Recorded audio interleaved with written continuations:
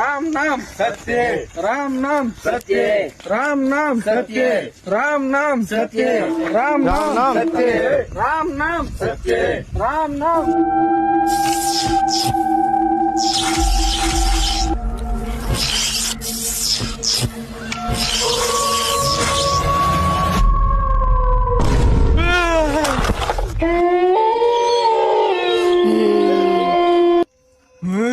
काय पाहिजे तुला? काय रगात पाहिजे का तुला?